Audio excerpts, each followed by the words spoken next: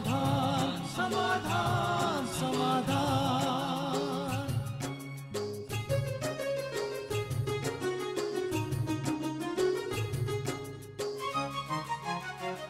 समस्या से उभरना अगर चाहे इंसान, स्वयं के संग सर्व का वो दिल से करे सम्मान। कहता है ये समाधान समाधान समाधान। समस्या से उभरना अगर चाहे इंसान, स्वयं के संग सर्व का वो दिल से करे सम्मान। कहता है ये समाधान समाधान समाधान। समाधान समाधान समाधान।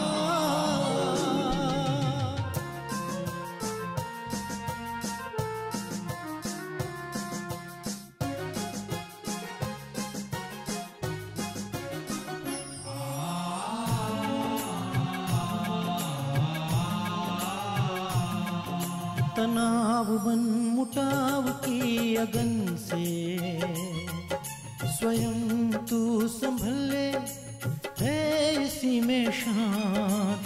दूरिया दरारे मिटाए मन से, जीवन बन जाएगा खुशियों की खान। खुशियों की खान। कहता है ये समाधान समाधान समाधान। नमस्कार, आदाब, सत श्री अकाल मित्रों, स्वागत है एक बार पुनः आप सभी का समाधान कार्यक्रम में। मित्रों, पति पत्नी का रिश्ता बड़ा ही सुंदर है, रोचक है और उसमें थोड़ी बहुत खिटखिट जब होती है तो बड़ा मज़ा भी आता है। एक बार पति पत्नी बाजार में जा रहे थे तो एक गधा खड़ा हुआ था। पति को मजाक सूझा और उन्होंने कहा अपनी पत्नी से कि देखो तुम्हारा रिश्तेदार खड़ा हुआ है, प्रणाम तो करो इनको। तो पत्नी ने भी बड़े अदब से झुक के प्रणाम किया, ये कहते हुए कि प्रणाम ससुर जी। तो बड़ा अच्छा लगता है जब पति पत्नी के बीच थोड़ा नोक झोंक होता रहता है। लेकिन यही नोक झोंक यदि बहुत ज़्यादा बढ़ जाए तो कई बार परिस्थितियां बिगड़ सी जाती हैं और व्यक्ति सोचता है कि काश मैं फिर से अविवाहित बना दिया जाऊं। शादीशुदा जिंदगी से कई बार वो तंग आ जाता है। एक बार एक व्यक्ति जो शादीशुदा था वो भगवान से बहुत ज़्यादा प्रार्थना कर रहा था कि हे भगवान तू प्रकट हो और कुछ कर मेरे लिए। भगवान उसकी प्रार्थना से प्रकट हो गए। बोला कि मांग बेटा, क्या मांगता है। तो उस शादीशुदा व्यक्ति ने कहा कि प्रभु मुझे शादीशुदा से फिर से अविवाहित बना दो। तो भगवान ने कहा बेटा मैंने मन्नत मांगने के लिए तुझे कहा था, जन्नत मांगने के लिए थोड़ी कहा था।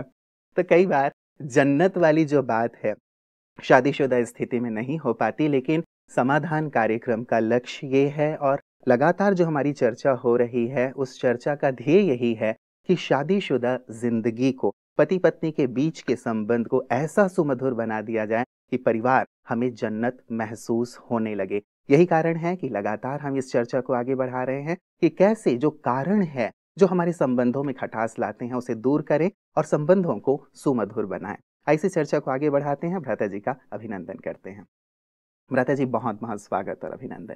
भ्राता जी, कई बार वैसे स्थितियां बिगड़ जाती हैं तो ये जन्नत वाली स्थिति नहीं बन पाती और ध्येय तो यही है हमारा कि हम घर घर को जन्नत बना दें। कैसे ये संभव हो? वास्तव में पति पत्नी के नातों में होना ये चाहिए कि दोनों एक दूसरे के गुड फ्रेंड बन जाएं। और फ्रेंडशिप एक बहुत सुंदर चीज है, इसको केवल वासनात्मक रिलेशनशिप न बनाएं। एक दूसरे की भावनाओं को सम्मान देना, एक दूसरों के विचारों को सुनना, अपनी बात बहुत सम्माननीय ढंग से कहना। और जैसे ये बात हुई, पति ने मजाक किया, पत्नी ने भी मजाक कर दिया, ऐसे लाइट रहना ये बहुत जरूरी होता है। जब एक सीरियस स्थिति जब आ जाती है ना, अब वो वहाँ बिगड़ जाती, मेरा संबंधी है तो तुम्हारा भी तो होगा, ये वो, और वहीं से मूड ऑफ करके मैं तो जाती हूँ वापिस, क्यों लाए मुझे बाजार में, इंसल्ट करने लाए क्या मेरी। लेकिन उसने उस बात को आनंद का विषय बना दिया। तो यही चीज है, बस हम गुड फ्रेंड बने और एक दूसरे से बहुत लाइट हो जाएं तो संबंधों में जो बहुत मधुरता आएगी उससे परिवार में खुशहाली रहेगी। और विशेषकर बच्चों पर, जिनका भविष्य बहुत सुंदर होना चाहिए, गहरा प्रभाव पड़ेगा। युवक ऐसे आते ही रहते हैं कि बचपन से ही माँ बाप के बीच कटुता देखकर उनके जीवन में नीरसता आ गई और आज वो अपने जीवन को आनंदित महसूस नहीं कर रहे हैं। आज ही एक युवक मिला, बीटेक कर रहा है, उसकी ये समस्या थी, माँ उसको लेकर आई कि डिप्रेशन में जा रहा है, फेल भी हो चुका है एक बार।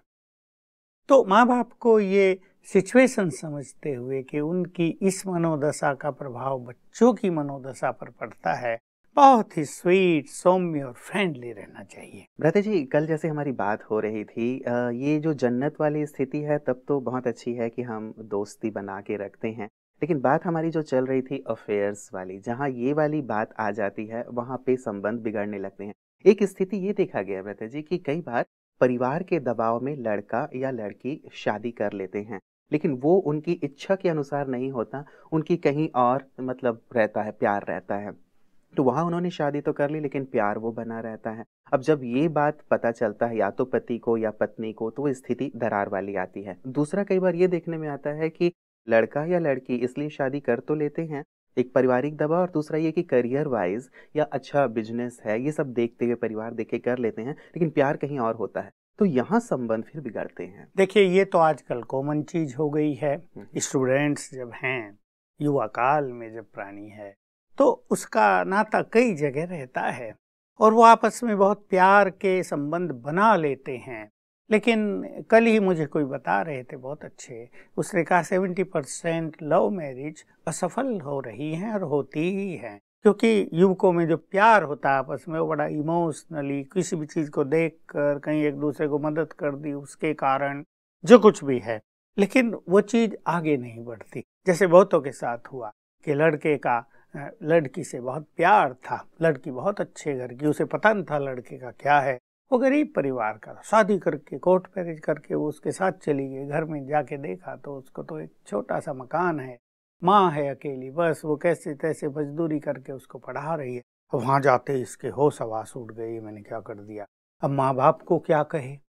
जैसे तैसे करके घर माँ बाप के गई, अभी बाप कहे दरवाजा बंद, लेकिन माँ रोने धोने लगी, नहीं ऐसा नहीं हो सकता। घर में एक बहुत बड़ा टेंशन हो गया। ऐसे बहुत सारे केसेज होते रहते, और यही बात जब शादी होने के बाद, जब उनकी अरेंज्ड शादी हो जाती है और एक दूसरे को पता चलता, चल तो जाता ही है, कभी कभी वो स्वयं भी बता देते हैं कि देखो भाई हमारा प्यार तो वहाँ था। और आजकल क्योंकि कॉमन बात है तो वो एक दूसरे से ये बात भी कर लेते हैं, तुम्हारा कहीं था क्या, तुम्हारा कहीं था क्या, और वो करते तो बड़े फ्रेंडली हैं, पर जब उन्हें पता चलता है एक दूसरे का, तो फिर संबंधों में जरा कड़वाहट आने लगती है। ये आजकल हो गया है। अभी इस बात को भी हमारे युवकों को बहुत अच्छी तरह समझ लेना चाहिए कि मैरिज से पहले चाहे कुछ भी था उनके साथ, किसी से भी उनका प्यार था, लेकिन अब मैरिज हो गई, अब उन्हें अपना जीवन ठीक से निर्वाह करना है। नहीं तो क्या होता है, लड़की अगर पुनः पीछे की ओर देख रही है, उससे उसका कम्युनिकेशन बना हुआ है, दो परिवार टूटते हैं। ऐसे बहुत सारे केसेज हो चुके हैं। और थोड़े दिन के बाद क्या होता है, इनका जीवन मैं शब्द कहाँ से ढूंढ के लाऊं, मतलब दुखी और अशांति से भरपूर हो जाता है। ऐसे लोग कहीं के भी नहीं रहते। जैसे मैंने कहा कि लव मैरिज सफल हो ही नहीं रही, थोड़े दिन में वो असफल हो जाती है, एक दूसरे से घृणा हो जाती है, एक दूसरे को छोड़ देते हैं, पहले भी छूटे ये भी छूटे, जीवन बेकार हो जाता है। ऐसे हजारों केस हैं आजकल। इसलिए बहुत सावधानी पूर्वक बच्चों को, युवकों को बहुत ही समझदारी पूर्वक अपने माँ बाप को साथ लेते हुए, केवल मैं जो चाहूँ वही हो, इससे या तो डिप्रेशन होता है या फिर परिवार ब्रेक होते हैं, बहुत कुछ निगेटिव होने लगता है। इसलिए ठीक है कि युवा काल में जहाँ भी आपका अफेयर रहा, अब मैरिज आपकी हो गई, अब पास्ट को पास्ट करके फ्यूचर की ओर चलें। आपको अपने कार्य संभालने, अच्छी तरह आपके पास बिजनेस है उसे संभालना है, आप एक अच्छे पद पर पहुंच गए हैं, उसमें आपको प्रोग्रेस करनी है, प्रमोशन आपके होंगे, आप बहुत अच्छी तरह उस पर फोकस करें, इन चीज़ों पे फोकस न करें। नहीं तो क्या है, मन बुद्धि की शक्तियाँ डिवाइड हो जाती है और किसी भी फील्ड में मनुष्य आगे नहीं बढ़ पाता। बिल्कुल, कई बार व्यक्ति जानता तो है भ्राता जी कि वो विवेक से या बुद्धि से समझ जाता है कि ये ठीक नहीं है, लेकिन दिल कई बार साथ नहीं देता है, तो ऐसे में बार बार उधर खिंचाव होता रहता है। जैसे एक मेल मैं आपके सामने रखना चाहूँगा जो आया है हमारे पास, ये कहते हैं कि मेरी एंगेजमेंट और शादी के बीच में थोड़ा गैप था, लगभग 5 साल का अंतर था और शादी के 8 महीने पहले मेरे हस्बैंड का कहीं अफ़ेयर शुरू हो गया था। अब शादी हमारी हो गई, लेकिन शादी होने के बाद वो पति-पत्नी जैसा हमारा संबंध नहीं रहा। अब जब मैंने इन्वेस्टिगेशन किया तो पता चला कि इनका संबंध कहीं और है और उस लड़की से ही अब वो पुनः शादी करना चाहते हैं। अब परिवार के दबाव में तो उन्होंने मुझसे शादी कर ली, लेकिन अब वैसे हमारे रिलेशन नहीं हैं। वो वहीं शादी करना चाहते हैं, लेकिन अब वो लड़की भी तैयार नहीं है। हम बहुत कोशिश कर चुके हैं कि वो वहाँ से उनकी बुद्धि हटे, लेकिन उनकी बुद्धि बार-बार वहाँ जाती रहती है। वो कई बार रोने भी लगते हैं, डिप्रेशन में भी आ जाते हैं। अब ऐसी स्थिति में क्या किया जाए? हाँ, ये परिस्थिति बहुत ही भयानक होती है। ये जो दैहिक प्यार है, ये मनुष्य को बुरी तरह अपने चंगुल में फंसा लेता है। अब देखिए, इस लड़के की स्थिति ये होगी कि वो सब समझता भी है कि नहीं, ये मैरिज होगी, इसका जीवन बेकार जाएगा और पता नहीं आगे का जीवन कैसा चले, परंतु वो अपने को कंट्रोल नहीं कर पाता है। इसी में स्पिरिचुअल पावर मनुष्य को बहुत ज़्यादा मदद करती है जब हम आत्मिक दृष्टि का ज्ञान देते हैं, क्योंकि ऐसे केस हमारे पास कई आ चुके हैं। अब वो प्रत्यक्ष तो नहीं किए जाते, न उसकी ज़्यादा चर्चा की जाती, पर युवक, लड़के और लड़कियां जब ये समस्या लेकर आते हैं और उन्हें फील होता है कि हम बुरी तरह फंस चुके हैं, जैसे बुद्धि योग वहाँ से हट ही नहीं रहा है, बस हम खींचे चले जा रहे हैं, कल कुछ भी हो सकता है। उन्हें अनेक केसेज का पता भी चलता है कि देखो ऐसे हुआ था, फिर डिवोर्स हो गया, गड़बड़ हो गई, पूरे परिवार टूट गए, डिप्रेशन में आ गए लोग। माँ बाप पर बहुत बुरा असर होता है उसके बाद। मान लो ये लड़की ये यहाँ से जाती है अपने घर जिससे इसने मैरिज की है, अब उसकी तो कोई गलती नहीं बेचारी की, तो उसके माँ बाप पर भी बुरा असर होगा। अगर उसका फादर और भाई थोड़े वायलेंट नेचर के, एग्रेसिव नेचर के, तो वो और कुछ भी कर सकते हैं, मारपीट करते हैं, केस करते हैं और कुछ भी लांछन लगा देते हैं कि हमारी लड़की को टॉर्चर किया गया है दहेज के लिए, उसके लिए, और लगाओ अब इसको बदला लेना है इससे। मतलब तो बहुत अशांति एक का बहुत माहौल बुरी रहता है। दशा मनुष्य की आ जाती है। तो हम ये सिखाते हैं कि आत्मिक दृष्टि का अभ्यास करो, वो भी आत्मा, मैं भी आत्मा। इस आत्मिक फीलिंग्स से ये जो बॉडी कॉन्शियसनेस का बहुत ज्यादा पुल जैसा होने लगा था, ये कटने लगता है। और दूसरा, एक स्वमान का अच्छा अभ्यास कर ले, जो हमारा एक पॉपुलर स्वमान हो गया है, मैं मास्टर सर्व शक्तिवान हूँ, इसे ही ले लें, सवेरे उठते 21 बार याद कर लें, ज्यादा नहीं तो इससे आत्मा में बल भी आ जाएगा और जो एक चीज बहुत खिंचाव पैदा कर रही है उसे छूट जाएंगे। अब देखिए, वो लड़की भी अब नहीं चाहती क्योंकि वो समझदार है, वो देख रही है कि इसकी मैरिज हो चुकी है, मैं उस लड़की का जीवन भी बर्बाद करूं और पता नहीं मेरा भी चले या नहीं। फिर मनुष्य सोचता तो है ना, कल किसी और से हो गया इसका तो ये मेरे साथ भी ऐसा ही व्यवहार करेगा, और ये प्राय हो जाता है। जिसको ऐसे अफेयर रखने की आदत पड़ जाती है ना, आज एक से है, कल दूसरे से, परसों तीसरे से, तो ये लड़की बहुत ही समझदार है, हमें इसको अप्रिशिएट करना है। तो इस लड़के को अब समझदार बनना है, इसके माँ बाप से भी इससे बात करनी चाहिए और बीच में माँ बाप को भी ले लेना चाहिए, ताकि उनका बल भी इनके साथ रहे, वो इनके साथ रहें, नहीं तो आगे चल के जीवन खराब हो जाता है। तो ये स्पिरिचुअल प्रैक्टिस यदि ये करेंगे तो ये वहाँ से मुक्त होंगे और दोनों परिवार सुखी हो जाएंगे। चलिए, कामना तो हमारी भी यही रहती है ब्रता जी कि सब कुछ खुशहाली से हो जाए, क्योंकि एक तरफा प्यार कई बार बहुत ज़्यादा परेशानी का सबब बन जाता है। ये देखा गया ब्रता जी सर्वे के अनुसार, कल मैं आपके सामने सर्वे रख रहा था कि 60% जो अफेयर्स हैं वो वर्क प्लेस पे शुरू होते हैं।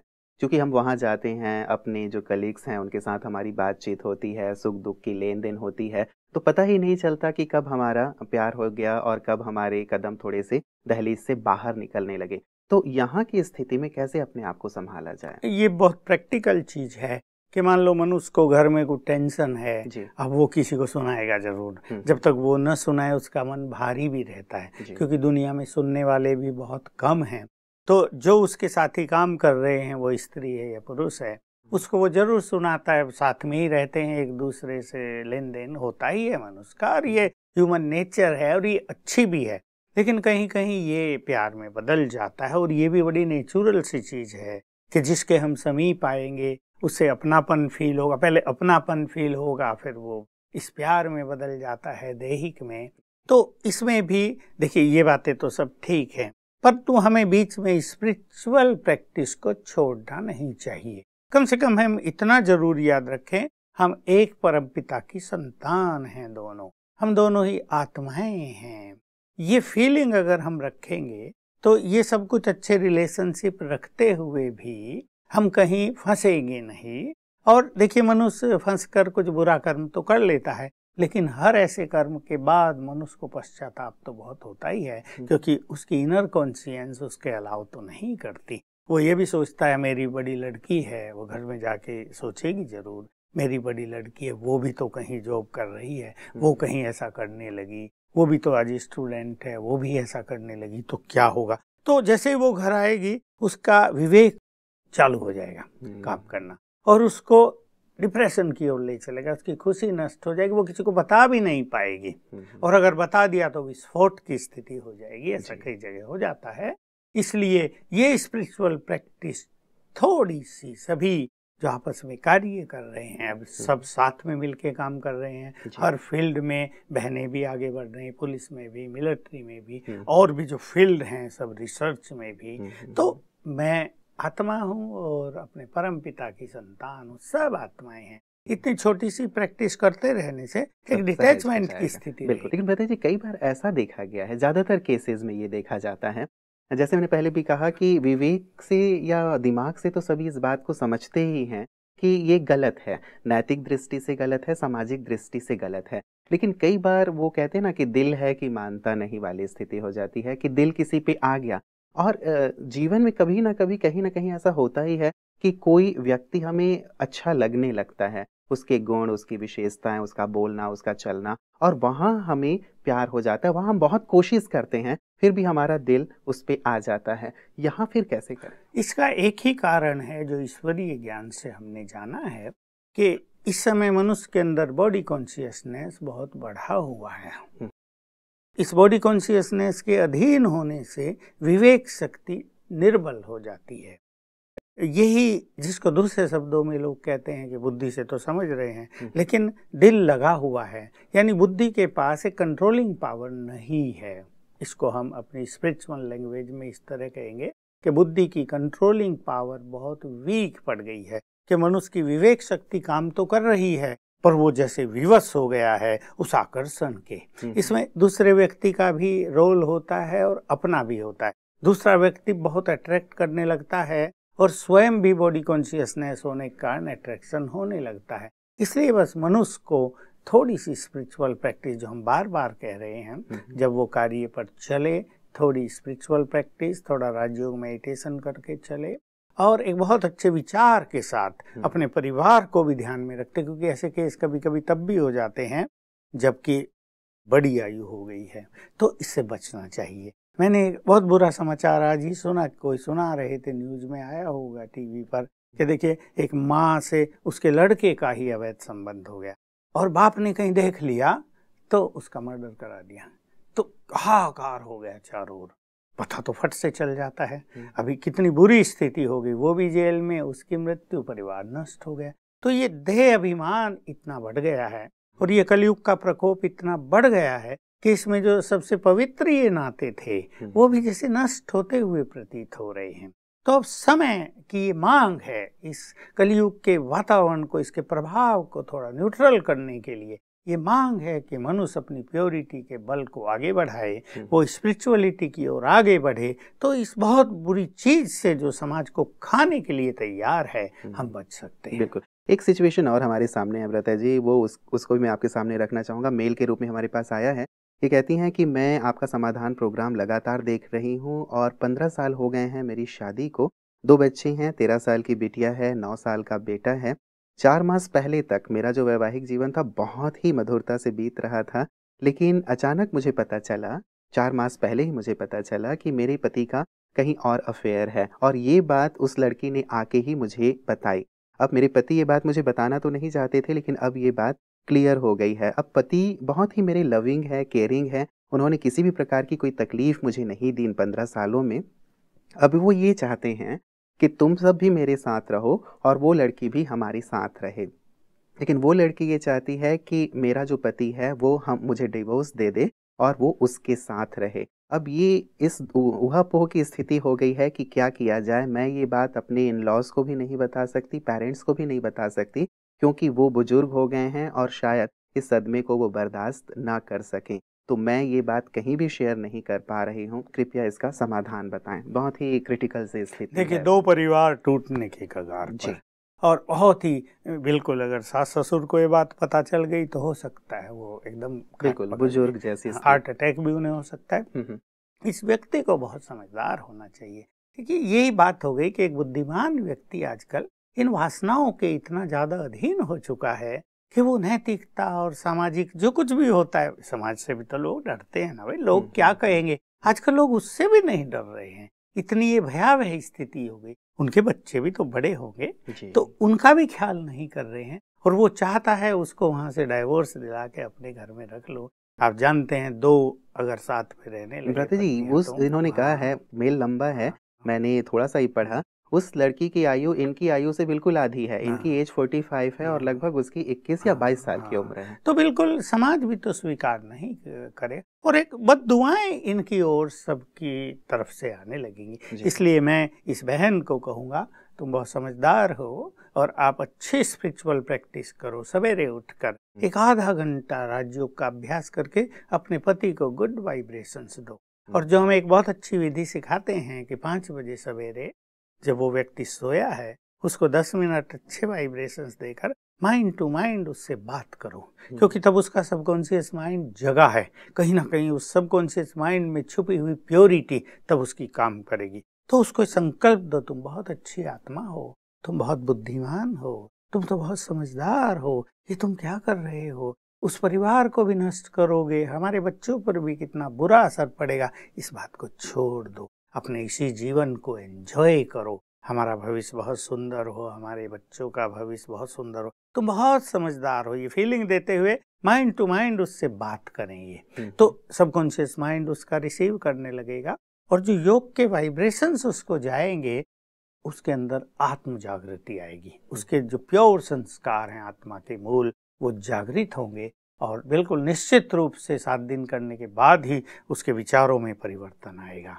और ये भी सिचुएशन हो सकती है कि वो वहां से छूटे ही नहीं, पति उसको डिवोर्स दे ही नहीं, तो दोनों परिवार सुरक्षित हो जाएंगे। बिल्कुल, ये स्थिति ऐसी है ब्रता जी कि ये इन्हें भी रखना चाहते हैं, उन्हें भी रखना चाहते हैं, मतलब वो लड़की तो अभी अनमैरिड है और वो चाहते हैं कि ये अब मैं इनको भी साथ रखूं और उनको भी इनके साथ रखूं, मतलब ये मेरी पत्नी, मेरे दोनों बच्चे, मैं और वो भी, हम सब साथ साथ रहें, ये ऐसी इनकी तमन्ना है। क्या ऐसी पॉसिबिलिटी है? बहुत ही खराब ये स्थिति बन जाएगी परिवार में, ये नहीं जानते क्योंकि वो तो वासना के अधीन हो चुका है, लेकिन इनके बच्चे निश्चित रूप से अब से ही डिप्रेशन में आने लगेंगे, क्योंकि वो व्यक्ति अब बच्चों की ओर बिल्कुल केयर नहीं करेगा, उसका संपूर्ण ध्यान उस लड़की की ओर होगा।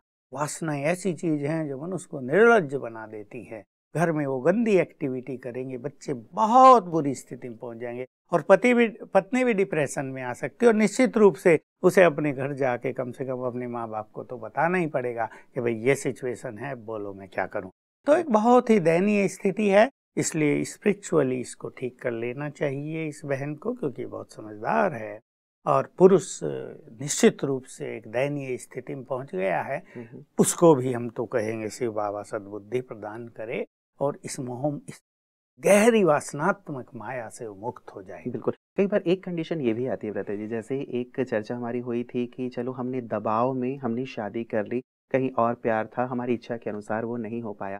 कई बार ऐसा भी होता है कि हमारा सामने वाला जो साथी है, चाहे वो पति है या पत्नी है, वो गुड लुकिंग नहीं है, देखने में अच्छे नहीं हैं या स्वभाववश अच्छे नहीं हैं, तो भी ये बाहर हमें प्यार ढूंढने की इच्छा होने लगती है। शारीरिक सौंदर्य की बात होती है और गुणों की भी बात जब सामने आ जाती है तो बाहर मन जाने लगता है। तो यदि ऐसी स्थिति किसी के साथ होगी, पति या पत्नी गुड लुकिंग नहीं है, देखने में अच्छे नहीं हैं या स्वभाव से कर्कश हैं, बहुत ज़्यादा क्रोधी हैं, यदि ऐसी स्थिति है तो फिर मन मेरा बाहर ना जाए, इस स्थिति में ही मैं सेट रहूं, कुछ किया जा सकता है? इसमें तो राजयोग ही मदद करेगा कि मनुष्य उस चीज को स्वीकार करके अपनी मनोस्थिति को श्रेष्ठ रखे, क्योंकि जिस वासना के गंदे मार्ग पर ये लोग चलते हैं इस तरह से, उन्हें वहां भी वैसी परिस्थिति मिल सकती है, तीसरी जगह जाएंगे वहां भी वैसी परिस्थिति मिल सकती है। और ये बातें बहुतों के साथ हो चुकी हैं, लोग हमें सुनाते हैं कि इसी कारण से हम बाहर गए, वहां उससे भी बुरा हाल मिला, थोड़ा दिन हमें अच्छा लगा, फिर देखा कोई देखने में ही सुंदर हो, यही सब कुछ नहीं होता। कर्कश हो बिल्कुल, उसका स्वभाव ऐसा हो, वायलेंट हो, तो मनुष्य वहाँ भी बहुत दुखी हो जाता है। और फिर तीसरी जगह गए, वहाँ भी यही मिला के लौट के घर में आके डिप्रेस हो गए।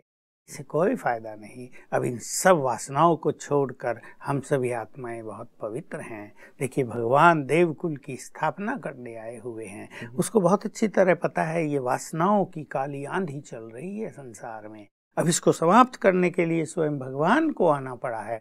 निश्चित रूप से जो संसार की वर्तमान स्थिति है, कलयुग के अंत का बिल्कुल स्पष्ट लक्षण है, प्रकोप हो गया है। जी जी। तो भगवान के उस कार्य में हम सहयोग दें, अपने मूल स्वरूप को पहचानें, और ये जो शांत करने वाली चीजें संसार में चल रही, फिर कोर्ट केस होते हैं, अनेक बातें होती हैं, सारा धन उधर चला जाता है, इस सब से बचें और जीवन को एंजॉय करें। कैसे सुधार हो, समाधान तो खैर इसी के लिए मंच बना हुआ है, इसीलिए ये सारे आंकड़े मैंने आपके सामने रखे हैं। बहुत सुंदर आज आपने प्रकाश दिया है भ्राता जी। कुछ और शेष बातें रह गई हैं। लक्ष्य तो यही है कि घर घर में खुशहाली हो, शांति हो, घर घर जन्नत बने, जहाँ से मैंने शुरुआत की थी। लक्ष्य यही रहेगा। इसीलिए इस पे कुछ और जो शेष बातें रही हैं कि कैसे परिवार में एक दूसरे के लिए प्यार हो, जरूर मैं चाहूँगा कि आपसे और प्रकाश लें। आज की सुंदर चर्चा के लिए आपका बहुत बहुत शुक्रिया। मित्रों, शुरुआत ही हमने की थी जन्नत से, अर्थात स्वर्ग से। हर एक की कामना होती है जीते जी या मृत्यु के पश्चात हम जन्नत में जाएं, स्वर्ग में जाएं। अब मरने के बाद स्वर्ग में जाता है या नहीं जाता व्यक्ति, वो तो दूर की बात है। वो अब जो गया नहीं गया वो जाने। लेकिन यहाँ संसार में रहते हुए ही, परिवार में रहते हुए ही अपने घर को जन्नत बनाया जा सकता है। और उसके लिए हमें आपसी समझ की आवश्यकता होगी, आपसी विश्वास की आवश्यकता होगी, और साथ ही जैसे भ्राता जी लगातार हमें कहते हैं कि आध्यात्म की आवश्यकता होगी। क्योंकि कोई कहता है कि कई बार रिश्ते नशा बन जाते हैं, और कई बार लोग कहते हैं कि रिश्ते सजा बन जाते हैं। लेकिन यदि रिश्तों को सही ढंग से, सही अर्थों में निभाया जाए, तो यही रिश्ते जीने की वजह भी बन जाते हैं। तो क्यों ना हम अपने रिश्तों को जीने की वजह बनाएं, इतना इसमें प्यार घोलें, एक दूसरे के लिए इतना सम्मान, इतना स्नेह, और साथ ही इतना सहयोग रखें, एक दूसरे के ऊपर इतना विश्वास हो कि सचमुच ये रिश्ते हमारे लिए जीने की वजह बन जाएं। क्योंकि कहते हैं कि आई लव यू कहने में केवल 3 सेकंड लगता है व्यक्ति को, और 3 घंटे लगते हैं उसे ये समझाने में, क्लियर करने में कि मैंने क्यों तुम्हें आई लव यू कहा या क्यों मैं तुम्हें प्यार करता हूँ। लेकिन इस आई लव यू को प्रूव करने में पूरा जीवन लग जाता है। तो हम यदि किसी से ये कहते भी हैं, और जब कभी ये संबंधों की समीपता की बात आती है ना, पति पत्नी की, तो सचमुच इसे हमें निभाने की आवश्यकता है। तभी हम घर को जन्नत बना सकते हैं, और ये आपसी समझ से और आध्यात्मिक ज्ञान से और योग से ही संभव है। इस विषय को आगे भी भ्राता जी के साथ जारी रखेंगे कि कैसे ज्ञान योग के माध्यम से हम घर को खुशहाल बना सकते हैं, सुखी बना सकते हैं, शांत बना सकते हैं। जानेंगे अगली कड़ी में। आप बने रहिएगा हमारे साथ समाधान कार्यक्रम में, और साथ ही अपना ख्याल रखिएगा। नमस्कार। धैर्य और दृढ़ मनोबल से कर दे तू पल भर में मुश्किलें आसान, कथनी समकरनी के पावन जल से स्वर्ग बन जाएगा सारा ये जहान, सारा ये जहान। कहता है ये समाधान समाधान।